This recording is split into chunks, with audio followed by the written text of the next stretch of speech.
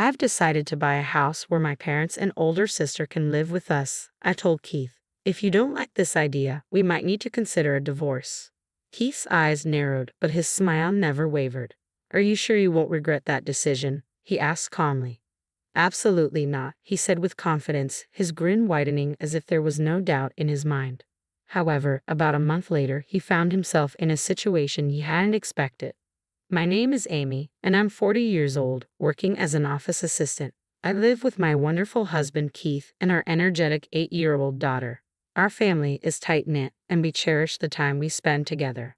Weekends are often filled with either outings or quiet evenings at home, and our dinner conversations are always lively, brimming with laughter. Despite the usual busyness of life, I've always felt that we were content and secure. But then, an unexpected phone call from the hospital shook that sense of peace. Your mother has been admitted to the hospital, the voice on the other end informed me. My heart stopped for a moment, and in a flurry of panic, I left work and rushed to the hospital. Mom, are you okay? I asked, bursting into her room. Amy, thank you for coming.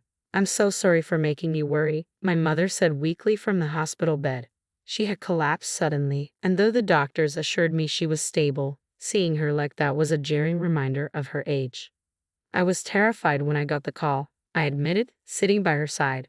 My mother, now 70, had been living alone ever since my father passed away. I'd worried about her, but I never imagined something like this happening. The doctors aren't sure yet what caused it, she said. They're going to run more tests once I'm a bit stronger.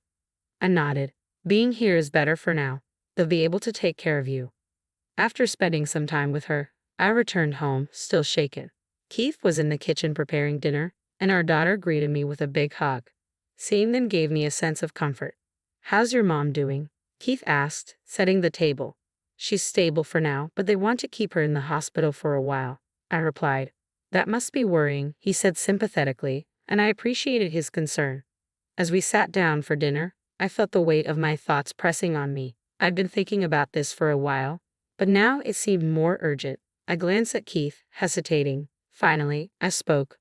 After Mom is discharged, I was thinking about having her move in with us. What do you think? I held my breath, unsure how he would react. It was a big ask, and I valued his opinion deeply. Keith looked at me thoughtfully, then smiled. Given her age and health, it makes sense. I feel better if she were here with us, where we can take care of her together. A wave of relief and joy washed over me. His support meant the world to me, and I couldn't hold back my emotions. Thank you. I love you so much, I whispered, tears filling my eyes as we embraced. Our daughter, watching intently, piped up, Daddy, that was so cool. We all laughed, the moment of tension replaced with warmth. The next day, I returned to the hospital, my heart a little lighter. As I walked in the sterile hallway and entered my mother's room, I found her gazing out the window, lost in thought. Mom, I said softly, approaching her bedside. How would you feel about coming to live with us once you're discharged? I think you should come live with us, Mom, I said gently. She looked at me, a mix of surprise and confusion in her eyes. Really? She asked, her voice hesitant. I'd been so worried about her living alone. I just want you to be nearby, I added, hoping to ease her concerns. But she hesitated. Are you sure I won't be a burden? It'll be fine, I reassured her. I talked to Keith about it yesterday, and he's fully on board. For a moment, her face brightened, but it quickly faded into uncertainty. I'm happy to hear that, but I'm not sure about moving in, she confessed, her hesitation clear. Actually, they've decided I'll need long-term treatment here. My heart sank. I had been so hopeful about her moving in with us, starting a new chapter together, but this unexpected news hit hard. What do you mean, Mom? I asked, my voice barely above a whisper. She took a deep breath, her eyes downcast as the sunlight filtered into the quiet room. Outside, the distant sounds of children playing only made the moment feel heavier. Then she finally spoke the words I wasn't ready for. I've been scared to tell you, but there's no point hiding it anymore. She paused, her expression strained. I have cancer, and it's bad. Her voice was calm, too calm. What? I managed to say, but nothing more. I felt my chest tighten as the reality of her words set in. They say I may have a year left at most, but it could be much less. She added, her eyes welling up with tears. I was in shock. My mind couldn't grasp the thought of my mother, the strong, steady presence in my life, going through something like this. Amy, I'm sorry. I didn't want to drop this on you. Hearing her say my name snapped me back to the moment. I'm shocked, Mom. I'm just so worried about you. Tears blurred my vision as they spilled down my cheeks. She looked at me, her own eyes brimming with tears. I should have told you sooner, she whispered. But it still doesn't feel real to me either. I took her hand, gripping it tightly. It's just so unexpected. I want you to get better. That's all I want. She smiled softly despite her tears. Thank you, Amy. And thank you for suggesting we live together. Just knowing I have you all by my side makes me feel stronger. We held each other's hands, crying together, letting the emotions wash over us. After the tears had flowed and we'd begun to process everything, I looked into her eyes and said, I'll come see you every day, Mom. I promise. I squeezed my mother's hand, trying to offer comfort. She, always thinking of me, smiled softly. Every day might be too much, Amy. Take care of yourself too.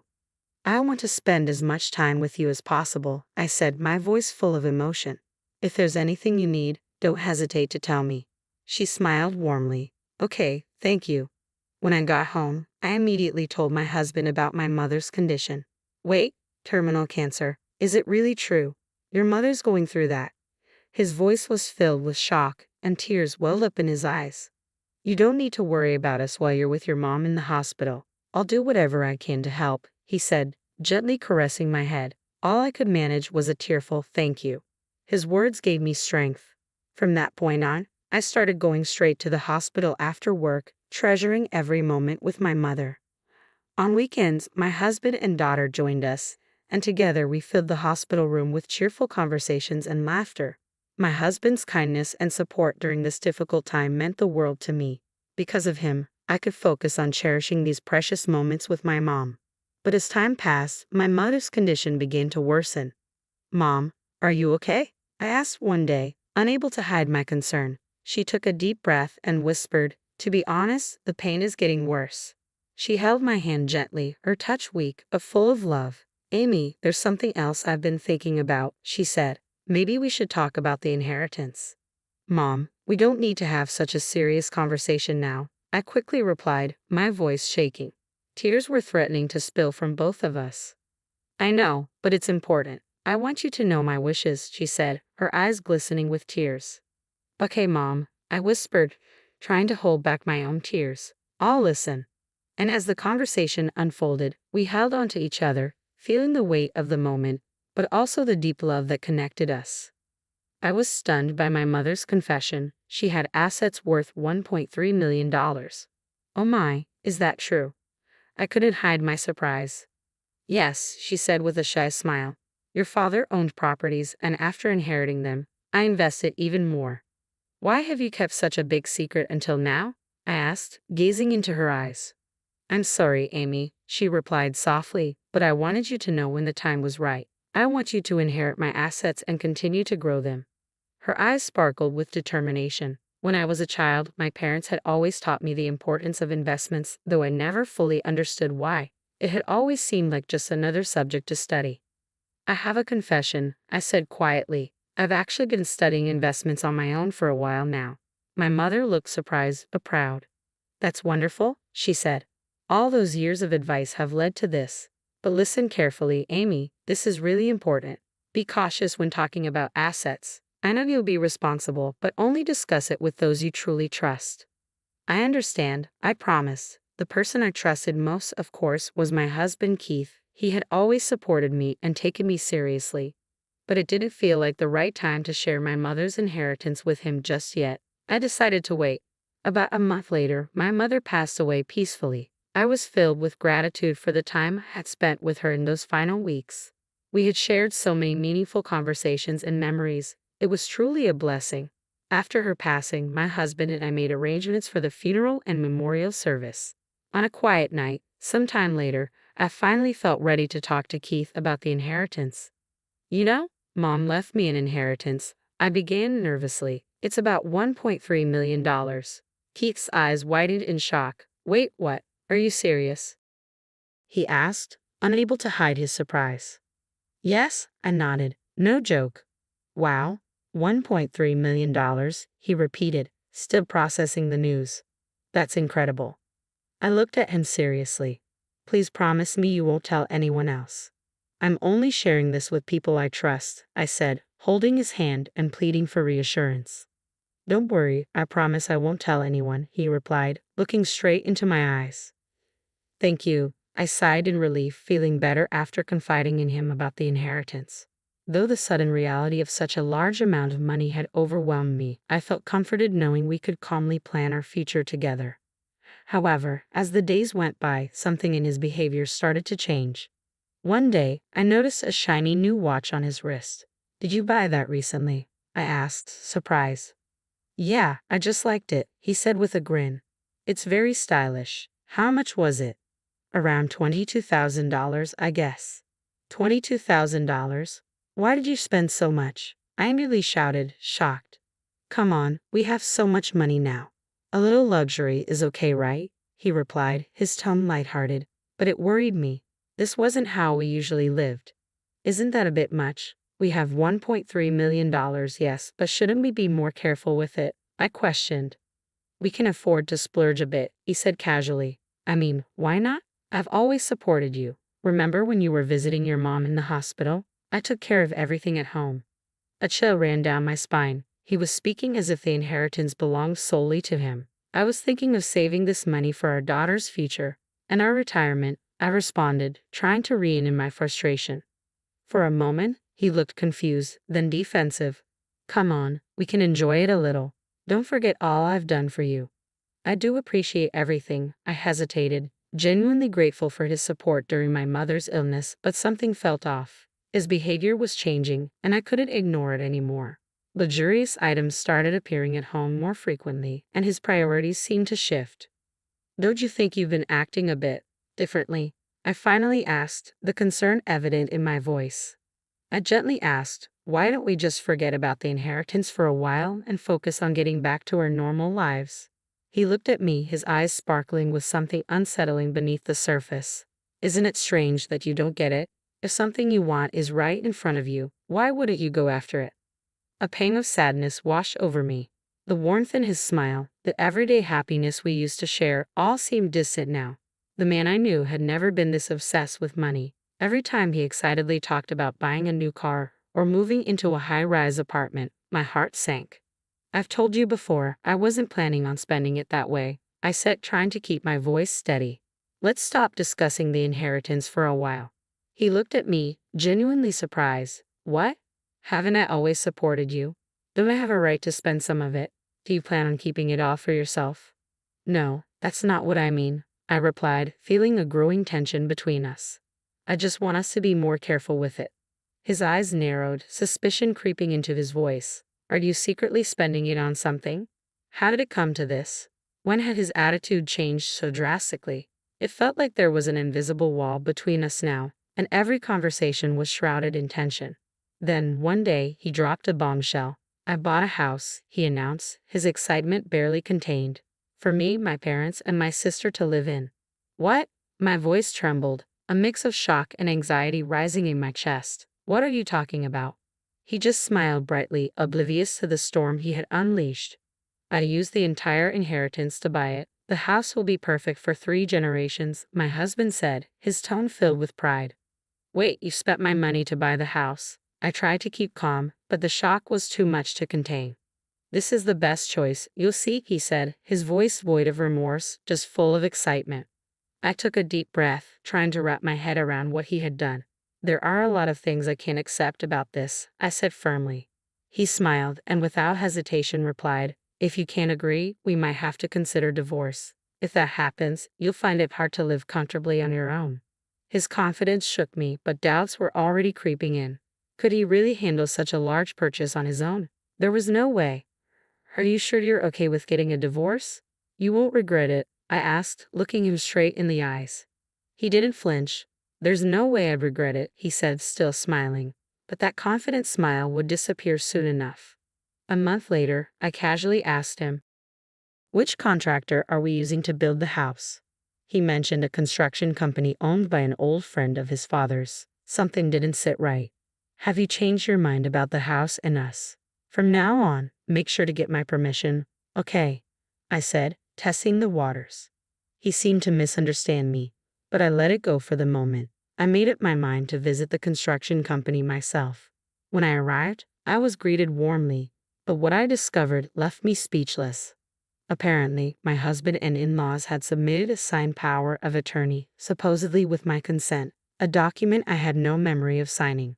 In fact, I had no idea about any of this. I'd like to have the handwriting verified, I said firmly, knowing that legal action might be necessary to resolve this. The employee went pale. I didn't realize, if it came from your father-in-law, we should have confirmed it before proceeding. We'll contact the manager and see if we can cancel the process. It was clear they understood the seriousness of the situation. Then an idea popped into my head. Please don't tell my husband or in-laws about this just yet, I requested, curious to see how they'd react. They agreed, and I quietly found a beautiful new apartment for myself. A fresh start. A few days later, I told my husband, our life together can't go back to the way it was. I'm considering divorce. I told him gently. For a moment, he looked shocked, but his expression quickly shifted into a smug smile. Are you sure? You're going to miss out on our grand house, he said, almost tauntingly. Yes, that'll be fine, I calmly replied, knowing he still had no idea the house wasn't actually his. I'll take care of our daughter so we can skip the property settlement, I suggested. He responded with a wide, confident grin. Fine, have it your way. We have our new house, after all, he bragged, still oblivious to the truth. I silently thanked the company staff for keeping the secret.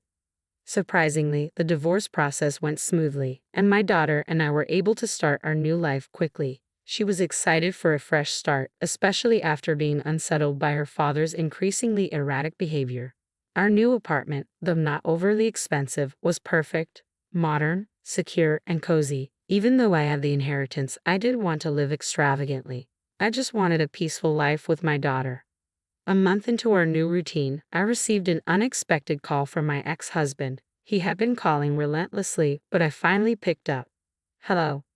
Well, the house construction has been canceled. Do you know anything about this? His voice was filled with anger. Oh, so you finally realized? I replied, calm but firm. What do you mean? That's our house, isn't it? Well, you signed the contract without discussing it with me, thinking you could use my money. Since everything was under my name, the house wasn't really yours. And by the way, using that fake power of attorney, it made the whole thing invalid. There was a pause before he responded, panic evident in his voice. Wait, so what am I supposed to do now? My parents already sold their old house and they're living with me. They were counting on the new place. I'm sorry, but that's something you'll have to figure out on your own. It has nothing to do with my daughter and me. We're going to live peacefully from now on. I can't believe this. I didn't think it would come to this. Amy, isn't there any way we could reconsider the divorce? I couldn't help but laugh at the irony. No, I've already started my new life. And speaking of the future, I have a small request. Please stop contacting me. If I see you around, I'll call the police. The whole house situation was entirely your fault. I could actually sue you for what you did. But I won't this time. Just stay away from my daughter and me. There was a long silence, followed by a mixture of disbelief and reluctant acceptance. All right, he muttered, the fear of legal consequences likely sinking in. Later, I heard from a friend that my ex-in-laws had made reckless purchases and racked up debts after losing money in the stock market. They had set their sights on my assets, but it all backfired. I couldn't help but think, that's unbelievable. But it was no longer my concern. What mattered now was my peaceful life with my daughter.